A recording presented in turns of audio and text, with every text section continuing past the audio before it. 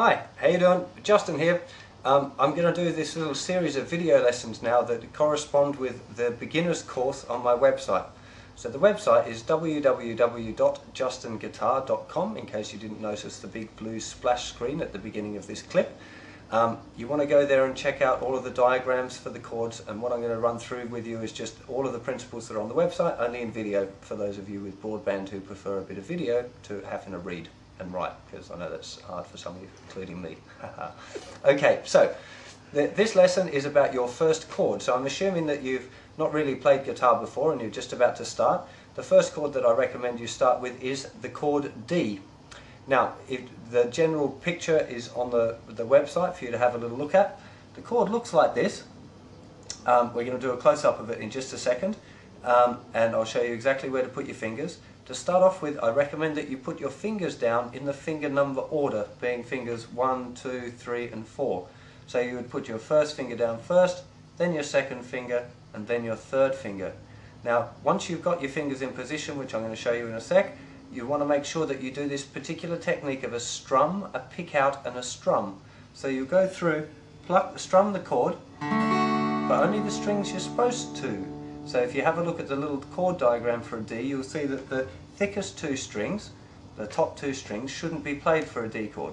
So you'd strum the rest, then you'd pick the notes out one at a time, and then strum it again. Now the idea of picking the notes out one at a time is to make sure that every note is very clear, because it's very common when you first try and play a D chord, it'll sound something like this. You won't have that top string. I'm going to show you in the close-up how to get around that, but this is the process that you should do for all chords. Every chord that you learn from now on, all the open chords, you should strum, pick them out,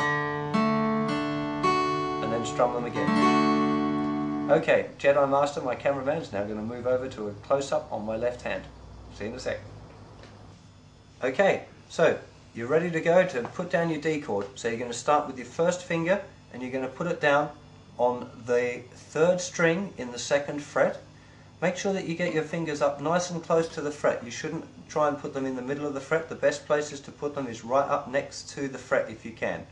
So first finger would go down first, then put your second finger down on the thinnest string in the same fret. So that's also going to be in the second fret. Then you'd place your third finger around, and that will go on the second string in the third fret. Now, as I mentioned before, that one of the most common problems for people when they first try and play that chord is that the underneath of this third finger here touches on the thinnest string and mutes it like this, so when you get the sound, it doesn't ring out. So all you have to do is try and lift that finger up a little bit, and you'll get the note nice and sweet. Now if I just press super hard on that for a second, I don't know if you'll see this on the video, but if you can have a look at my fingers, you can see that the line left by the string, everybody gets them, and the pain from it will go away after a little while. But make sure that you use the very tips of your fingers to play the chords. Don't try and play them flat like that, or you'll never get the chord sounding nice. So make sure that you're using the tips.